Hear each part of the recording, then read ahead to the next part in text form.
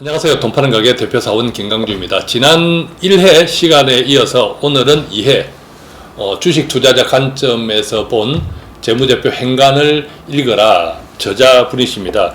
김대욱 PB님이시고 책만 쓰는 분 아니라고 제가 말씀드렸고 아주 실무에서도 탁월하게 일을 하시는 분이십니다. 자, 오늘 이 방송 또 지난번에 말씀드렸지만 광고하는 방송 아닙니다. 아주 어렵게 제가 모셨고 저도 뭐 숫자에 조금 어둡습니다. 자, 숫자에 어두운 사람이 어떻게 저런 방송을 하냐 싶었겠지만 열심히 하면 됩니다. 그죠? 그래서 오늘 뭐 기업을 분석하는 것 지난 1회에서 우리가 살짝 조금 이제 다루어 보았지만 이번 방송 2회에서는 조금 더 깊게 들어가 봅니다. 어렵지만 한 번 더 듣고 또 어려우면 또 듣고 하면 이게 다 돈이 된다는 거죠. 우리가 하루 그냥 열심히 일을 해도 뭐 일당 얼마나 됩니까? 그런데 뭐 이 방송 몇 번 더 듣고 또 주식 투자에 좀 도움이 되면 바로 돈이 된다는 거고, 더 중요한 것은 우리가 1회, 2회 방송을 하고 또 귀한 분 모셨지만 방송으로 되겠습니까? 그죠? 조금 형편되면 책도 사보시고 주식 투자자 관점에서 또 재무제표 행간을 읽어라 라는 책입니다. 제가 광고를 좀 많이 하긴 해야 돼요. 왜냐하면 이 귀한 분을 모셨는데 또 책이 좀 팔려야 되지 않겠습니까? 그래서 광고를 자주 합니다. 이해해 주시고, 오늘은 그래서 이제 2회차는 주식 투자에 필요한 재무제표 한눈에 들여다보기. 지금 이제 자료 화면에 이제 재무상태표라는 게 나갑니다. 자, 이런 표가 있었나? 처음 보시는 분들 많죠. 그죠? 우리는 이 재무상태표도 모르고 투자하는 분들 많은데 지금부터 좀 달라지면 좋겠습니다. 왼쪽에는 자산, 오른쪽에는 부채 자본이고요. 이제 오른쪽은 이제 기업이 그 영업 활동에 필요한 자금을 조달한 방법이에요. 주로. 예. 부채는 이제 보통 타인 자본이라고도 많이 얘기하시고 외부에서 이제 차입을 한 거겠죠. 예. 그리고 이제 자본은 주주가 그대로 투자한 거고, 그렇게 해가지고 이제 기업이 필요한 자금을 조달받아서 예. 영업 활동에 필요한 자산 이제 구성한 내용이 왼쪽에 있는 겁니다. 예. 그래서 이제 이거 말고도 되게 많이 있어요, 개정 과목들이. 근데 우리 주식 하시는 분들은 요 정도만 알면 돼요. 큰 틀에서. 그럼 이제 오른쪽에 있는 것은 부채, 자본, 그러니까 돈을 어떻게든 뭐 빌리든 또 내 돈으로 하든 주주한테서 출자를 받든 이게 이제 오른쪽에 있는 것은 돈. 그 돈으로 왼쪽에 있는 것은 기업 활동에 필요한 여러 가지 기계, 또 뭐 건물 이런 것들에 산다 또는 뭐 짓는다, 투자한다, 뭐 이렇게 돈이 흐름을 보면 되겠다, 그죠? 그렇죠. 그래서 부채를 보면은 이제 유동부채, 비유동부채로 우리가 나눠볼 수 있어요. 예. 그 기준은 1년이에요. 예. 항상 비유동은 1년이고, 그러니까 갚아야 될 의무가 1년 이내인 것들은 다 유동부채. 그 1년 이상인 건 비유동. 예. 그러니까 유동부채가 많을수록 기업이 단기간에 좀 이런 어떤 자전율이 좀 갚아야 될 의무가 그렇죠. 많아지니까 좀 더 안 좋은 기업을 할 수 있겠죠. 그래서 유동부채는 매입 채무, 매상훈금 사온 것들, 원재료 같은 거를 그 선수금은 첫 시간에 말씀드렸듯이 일종의 계약금. 그리고 단기 차입금은 이제 아실 거예요. 외부에서 돈을 빌린 거. 유동성 장기 부채가 이제 좀 용어가 어려우신데요. 은행에서 이를테면 돈을 이제 차입했을 때 3년 만기로 차입을 했다. 예. 근데 그게 이제 2년이 지나면은 이제 갚아야 될 원금도 갚아야 될 게 1년 이내로 줄잖아요. 예. 그러니까 그런 원래는 장기 부채였는데 갚아야 될 기간이 1년 이내로 줄어들면은 그 항목이 바뀌어요. 그래서 유동성 장기 부채로 바뀝니다. 그걸 말하는 거죠. 일종의 차입금이죠. 예. 그 비유동 부채는 장기 차입금하고 충당 부채 정도가 있는데 요 정도만 알면 되실 것 같고요. 비유동 부채는 좀 기간이 긴 거다. 그렇죠. 기간이 길면 우리가 주택담보대출, 장기 주택담보대출 조금 편안하죠, 그죠?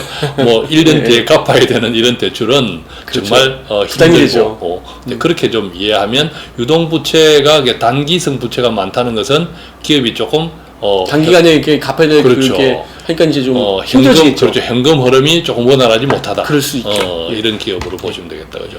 그리고 자본은 이제 크게 세 가지만 알면 되세요. 자본금, 자본잉여금, 이익잉여금인데 이제 자본금하고 자본잉여금은 이제 주주 호주에서 나온 거예요. 그러니까 이제 뭐는 5,000원짜리를 10,000원에 발행했다. 그러면 5,000원이 액면가가 자본금. 초과 발행액 5,000원은 자본 이용에 들어가는 주식 발행 차금. 보통 그렇게 얘기를 했죠. 그러니까 주식을 우리가 이제 액면가라고 하는 것은 원래 처음 이제 회사를 만들 때는 만약에 한 주당 10,000원짜리라고 하면 10,000원에 발행할 수 있는데 기업이 장사를 잘하면 기업의 가치가 좋다. 그죠? 기업이 좋아지면 원래 10,000원짜리를 10,000원으로 받으면 안 되니까 10,000원짜리 하나 살려면 30,000원 내. 그렇죠. 이게 이제 그럼 20,000원이 남는데 그게 이제 그 20,000원이 자본잉여금. 그리고 이제 이익잉여금은 기업이 그동안 영업하면서 그때 말씀드린 대로 당기순이익에서 주주한테 배당을 하고 나오는 게 이익잉여금에 쌓이는 거죠. 거죠. 이익잉여금은 장사에서 남는 거. 그리고 이제 자산 쪽에 가면은 유동자산, 비유동자산 마찬가지로 1년 이내 현금화하는 게 이제 유동자산. 그 이상이 되는 건 이제 비유동자산이고 유동자산이 이렇게 현금이 현금수 자산, 매수채권, 재고자산. 매수채권은 이제 저거죠. 외상으로 물건 팔고 재고자산은 이제 물건 만드는데 팔지 못하고 재고를 갖고 있는 것들. 재고자산 항상 있죠. 적정 재고가 필요하니까. 적정 재고가 필요하죠. 그리고 단기 금융자산 같은 것도 있을 수가 있어요. 그리고 비유동자산은 이제 대표적인 게 유형자산, 그리고 또 저 무형자산. 무형자산 되게 중요한데. 뭐 기계, 뭐 이런 것들이 다 이제 비유동자산. 그렇지. 유형자산. 건물 같은 것들. 건물 같은. 자기 스스로 못 움직이는 것들 이런 것들이 다 비유동자산이다, 그죠? 그리고 장기 금융 자산도 있을 수 있고 어떤 다른 기업에 지분 투자한 투자자산이 있을 수 있어요. 그래서 요정도만 알면 되고 이걸 정리를 하면 이렇게 돼요. 그 재무상태표는 자금을 조사한 내역이고 또 이제 부채에 대한 설명이 두 번째가 이행해야 될 경제적 의미가 얼마큼 있는지. 그래서 이게 자산은 부채 플러스 자본의 등식이 성립이 돼요. 그래서 많이들 중요하다고 하는데 사실 이 자체만 알아서 주식 투자에 도움되는 건 아니에요. 근데 일단은 그런 공식이 있다. 이렇게 해서 재무상태표를 정리해 드렸고요. 손익계산서 좀 씌우세요. 자, 손익계산서는 손해와 이익을 계산하는 거죠. 그 재무상태표가 이제 이게 쌓이는 개념이라고 보면 되죠. 이게 회계가 끝나더라도 다음 연도에 계속 이어지는데 이 손익계산서는 해가 끝나면은 그대로 한 해 동안 장사해서 어떻게 이게 손해 난 것, 이익 난 것 이것들을 서로 이제 따져본다. 그래서 우리가 이 중에서 크게 봐야 될 게 매출액하고 영업이익, 지배지분 순이익이고요. 이제 거기서 이제 기업의 주된 비용이 매출 원가랑 판관비예요. 그래서 매출 원가는 이제 저거예요. 그 생산 과정에 들어간 모든 비용은 매출 원가. 그리고 그 외에 기업의 어떤 경영 활동이나 영업 활동에 들어낸 비용은 다 판관비. 판매 관리비. 그래서 같은 종업원 급여라도 생산지 직원의 월급은 매출 원가. 그리고 본사 뭐 후선 총무부나 인사부 직원들의 급여는 판관비죠. 그러니까 제품을 생산할 때 들어가는 뭐 인건비까지 모두 매출 원가다. 그 다음에 이 만들어진 제품을 마케팅 한다든지, 근데 그 이후에 들어가는 비용들은 판관비다. 이렇게 이제 이해하시면 되겠죠. 그래서 제가 이제 그 나중에 그 개정 과목관 어떻게 읽어야 되는지 그건 다 정리해서 한 번에 말씀드릴게요. 사실 그것만 이해해서는 우리 주식하는데 도움이 되는 내용은 아니겠죠. 그걸 이해한다고 해서 우리에게 주식하는데 무슨 도움이 되겠습니까? 어떻게 봐야 되는지가 이제 그거에 중요한데, 그건 이제 한꺼번에 제가 정리를 해드릴 거예요. 그래서 손님께서는 이제 요 정도만 보면 되시고요. 그래서 결론은 이거죠. 일정 기간 기업의 영업 성과를 반영해준다. 이 정도만 알면 되실 것 같아요. 자, 손익계산서가 어떤 의미가 있냐? 일정 기간 수익과 비용, 일정 기간, 대체로 이제 한 해죠, 그죠? 한 해 동안에 장사를 얼마나 잘했냐. 자, 이것을 보는 거다. 그 다음에 이제 현금 흐름표가 되게 중요한데요. 우리가 이 현금 흐름표만 제대로 보더라도 정말 문제 기업을 알 수가 있어요. 그렇죠. 맞아요. 개인이 가게도 현금 흐름만 보면 어떻게 사는지 알 수가 있어. 그래서 이제 그 현금 흐름표에는 영업활동, 투자활동, 재무활동 현금 흐름이 있고요. 영업활동 현금 흐름은 이렇게 뭐 이렇게 당기순이익하고 그에 대한 조정 내용, 그리고 이자 수취, 지급, 법인세 등이 있고요. 투자활동 이제 말 그대로 그 투자활동 어떤 유형자산을 취득하거나 타법인 지분을 취득해보는 것들. 이 첫 시간에 보여드렸죠. 그 유형자산 막 팔았던 기업들. 그거 다 투자활동이겠죠. 그리고 재무활동은 이제 말 그대로 외부에서 자기 자산 판 것도 투자활동입니까? 그렇죠. 유형자산 판 거 다. 야, 그거 참. 그리고 재무활동은 이제 말 그대로 외부에서 돈을 빌리거나 갖고 또는 유상증자를 하거나 이런 거 다 재무활동이라고 할 수 있죠. 어쨌든 이제 그 한 기업에 돈이 왔다 갔다 하는 그 이유가 크게 보면 영업을 통해서 현금이 왔다 갔다, 그 다음에 투자를 통해서 현금이 왔다 갔다, 또 돈을 빌린다든지 또 그 주식을 새로 발행해서 또 자본을 증대한다든지, 자, 이런 것들을 통해서 이걸 재무활동, 현금흐름. 그렇죠. 이렇게 이제 나누어지네, 그죠? 그래서 우리가 이제 제가 현금흐름부터 이제 중요한 부분을 말씀을 드릴게요. 먼저. 예. 우리가 이제 이를테면 예를 들어서 어떤 기업이 이게 현금흐름표의 중요한 포인트는 우리가 주식 거래를 할 때, 투자할 때도 아주 중요한 포인트 중에 하나죠. 아주 제일 어떻게 보면 맞습니다. 핵심 중에 하나인데요. 이를테면 어떤 기업이 오늘 이를테면은 그 전부 현금을 주고서는 원재료를 사서 50원 주고 샀다고 쳐볼게요. 50원 주고서는 사서 물건을 만들어서 100원에 팔았어요. 대신 외상으로. 그러니까 이제 거래가 일어났으니까 이제 재무제표를 작성을 해야 돼요. 이 재무제표 작성 원칙은 발생주의 원칙이에요. 그래서 이제 작성이 되는데 이제 100원에 팔았으니까 매출액은 100원. 그리고 이제 중간 비용 없다고 치면은 원재료 비용이 50원이니까 비용은 50원. 그래서 이익이 50원이 나서 이익이 50원이 분명히 났어요. 그렇죠? 근데 실제로 기업에 들어가고 나간 돈을 보면은 일단 들어온 돈은 없죠. 왜냐면 외상으로 팔았으니까. 그 대신에 그 원재료를 아까 50원을 현금 주고 샀잖아요. 그래서 기업이 실제로는 이제 그 회계상으로는 50원의 이익이 났는데 실제 기업에 돈이 들어와 나온 걸 보면은 들어온 돈 하나도 없고 오히려 50원이 나갔어요. 이런 상태가 계속된다면 어떻게 됐습니까? 기업이 돈이 없으니까 망하겠죠. 그래서 이렇게 그 단기 순이익하고 이렇게 영업활동 현금을 특히 그게 차이가 크게 난다. 그게 뭐 일시적으로는 날 수가 있겠죠. 이렇게 말씀드린 예를 들은 것처럼 이를테면 외상 물건을 팔았는데 해가 바뀌었어요. 그거는 올해는 뭐 돈을 못 받았으니까 차이가 날 수 있겠죠.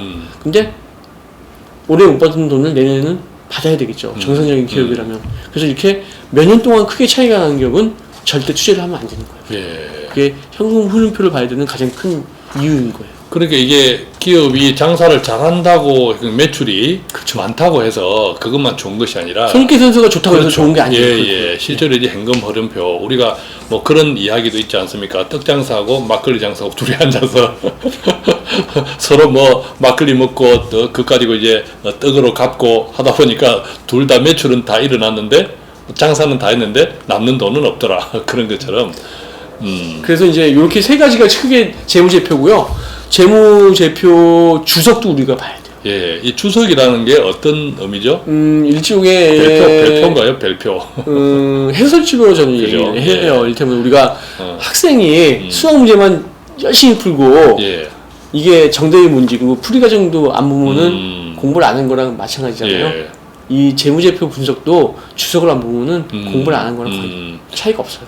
그 해당 항목에 대한 조금 세부적인 설명이다. 이렇게 그렇죠. 아까 처음 본 그런 어떤 유형자산 그 선박 팔았던 기업들 다 재무제표 주석 봐야 나오는 것 같아요. 그래서 이를테면 이런 것들이에요. 유형자산의 주석이 굉장히 중요하겠다, 그죠? 그래서 되게 중요한 거죠. 그래서 재무상태표에는 유형자산이 그냥 그용만 나오는데 주석을 봐야 이런 유형별로 어떻게 갖고 있는지 생산 설비는 얼마큼 갖고 있는지 건물은 얼마 갖고 있는지 아까 또 말씀드린 대로 또 이제 처분 같은 것도 어떻게 했는지 또 이제 그 유형 자산은 이제 감가상각비가 발생을 하는데 그런 구체적인 내용도 얼마나 되고 그것들을 우리가 재무제표 주석을 통해서 확인이 돼요. 그래서 꼭 우리는 재무제표 주석을 봐야 된다. 그래서 이제 정리를 이제 좀 해드릴게요. 어떻게 봐야 되는지 재무제표를 30분 내에 볼 수 있는.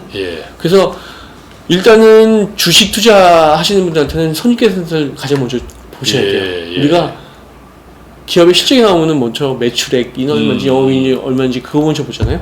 우리가 투자한 기업의 재고자산이 얼마인지 그걸 먼저 보는 사람은 없어요. 그래서 우리는 먼저 손익계산서를 봐야 되고 거기서 이제 매출액, 영업이익, 순이익 봐야 되고 이게 말씀드린 것처럼 시기적으로 예전보다 좋았는지 나빠졌는지 그렇게 봐야 되고 당연히 좋아야 되고 이 매출 원가랑 판관비가 기업의 주된 비용인데 이 매출 원가는 사실 기업이 어떻게 통제할 수 있는 부분이 없어요.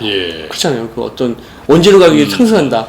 기업이 그거를 통제가 안 되잖아요. 그 직원 인건비도 그렇고.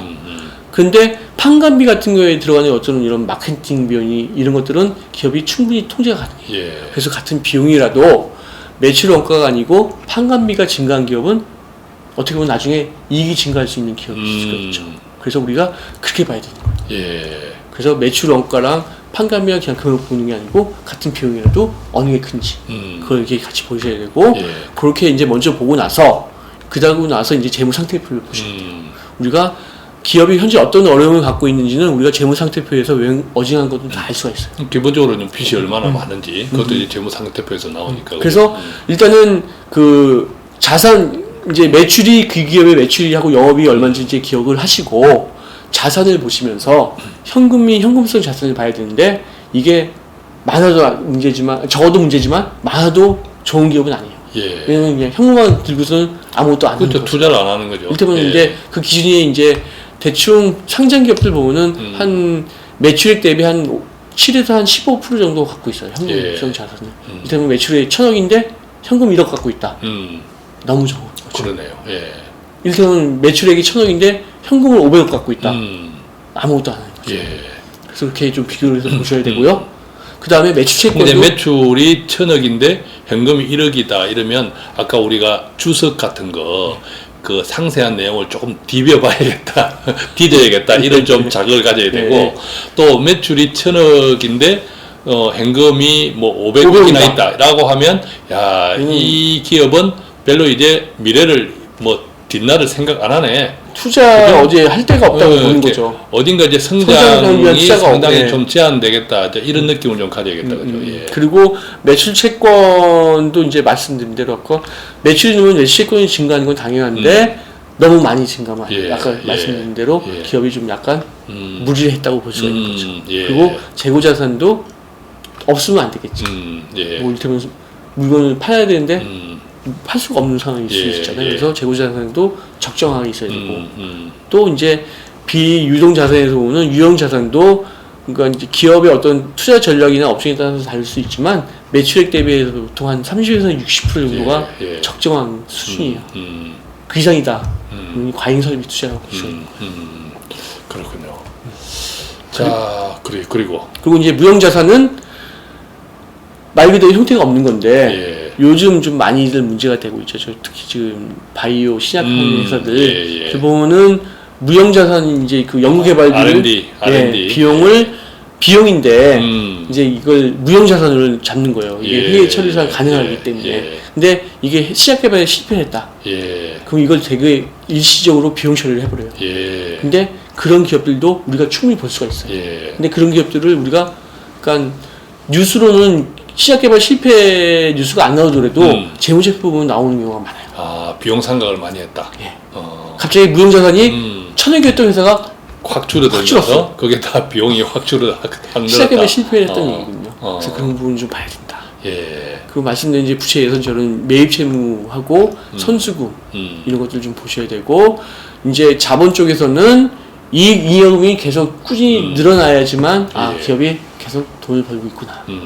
그렇게 파악을 할 수가 있는 거고 현금 흐름표에서는 아까 말씀드린 대로 이 단기 순이익하고 영업활동 현금이 일시적으로 차이는 날 수는 있지만 2년 3년 계속 차이가 난다는 거는 날 수가 없거든요. 이를테면 그러니까 예상을 판 돈은 받아야 될 거 아니에요. 그래서 그런 기업들에는 나중에 보면 진짜 문제가 돼요. 그래서 그런 기업은 우리가 절대 투자를 하면 안 돼요. 그래서 그런 부분까지만 좀 보면은 우리가 주식 투자하면서 웬만한 그 재무제표 분석은 그 문제되는 기업은 다 우리가 걸릴 수가 있는 거예요. 자, 우리가 이제 기업 분석 또 기업 재무제표에 대해서는 뭐 주식 투자하시는 분 해당 증권회사 또 그 주식 거래하는 화면에 가면 그 기업 톡톡 뭐 몇 번 클릭해보면 나옵니다. 그죠? 그렇죠. 나옵니다. 그것을 꼭 좀 보시고, 뭐 구체적으로는 또 금융감독원, 뭐 다트라고 하는, 거기에 들어가면 아주 세부적인 것들도 나옵니다만, 거기까지는 가지 않더라도, 어쨌든 이제 주식 거래하는 그 트레이딩 화면에서 나오는, 톡톡거리 보면 발견될 수 있는 이 기업의 재무제표, 오늘 같이 나눈 것들은 거기서 이제 다 기본적으로 발견할 수 있잖아요. 그죠? 그렇죠. 그것을 좀 꼭 보시고, 오늘 방송 1부, 2부 잘 또 몇 번이고 돌려보면서 이해하시면 좋겠고요. 그래도 불구하고 제가 장담하건대 이해가 잘 안 돼요. 잘 안 돼요. 이게 쉽지 않습니다.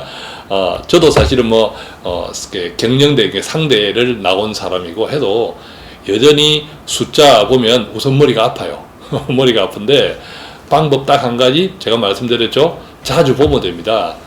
한 번 봐서 이해 안 되는 것 10번 보면 되고, 무엇보다도 이렇게 책을 하나 끼고 있어야 돼요. 자, 이런 책을 뭐 소설책 아닙니다.